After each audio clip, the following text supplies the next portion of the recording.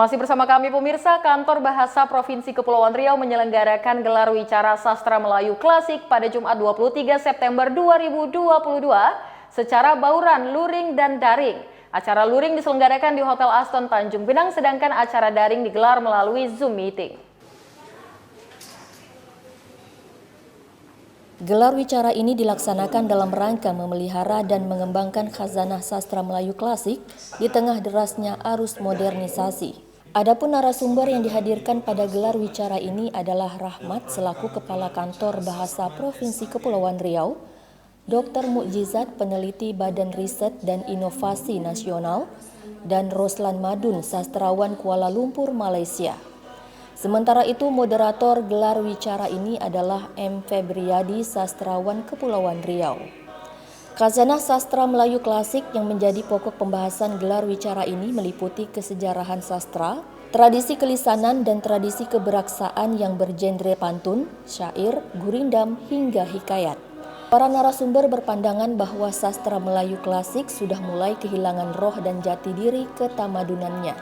Oleh karena itu, berbagai upaya perlindungan dan pengembangan sastra Melayu klasik sangatlah diperlukan.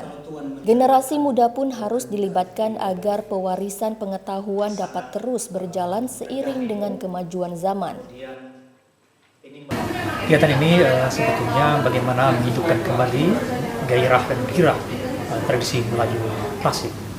Bagaimana itu kita berpantun kembali, bagaimana kita menghidupkan gurindam, bagaimana kita menghidupkan syair, nazam, dan segala macam. Itu bagian dari tradisi luhur kita, harusnya kita jaga dan kita wariskan kepada generasi muda mendatang. Tadi sekilas Datuk Roslan Madun menjelaskan bagaimana membuat pantun yang baik. Tentu ada sampiran dan isi, dan sampiran itu harus juga mengandung nilai-nilai kejujuran. Jadi tidak asal ada menyamakan rima, tapi memang ada nilai-nilai edukasi di sana. Itu juga dengan Dr. Riza, beliau juga tadi mengupas begitu banyak manuskrip, terutama hal-hal pengobatan di kapal ini yang belum tersentuh dengan baik.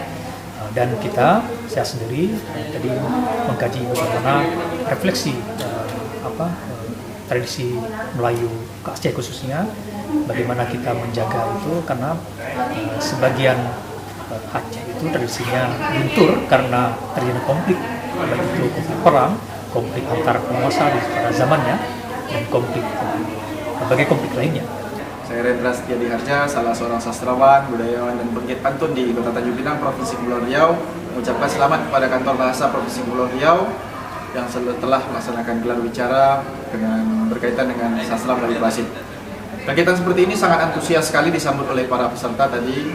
Ya, harapan kami kegiatan ini akan terus diselenggarakan karena sastra Melayu klasik perlu juga diperhatikan, perlu juga dilestarikan, dan perlu juga diperbincangkan. Mudah-mudahan kegiatan ini bisa menjadi suatu usaha melestarikan berbagai macam kekayaan sastra Melayu klasik yang ada di Provinsi Kepulauan Riau sehingga ia dapat dipertahankan, dilestarikan, dan dikembangkan. Terima kasih. Wabillahi taufiq wal hidayah. Assalamualaikum warahmatullahi wabarakatuh.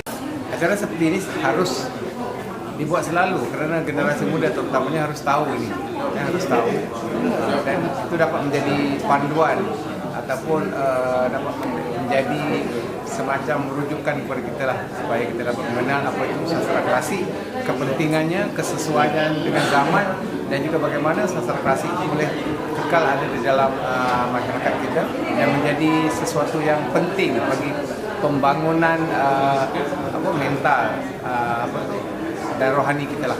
Alhamdulillah.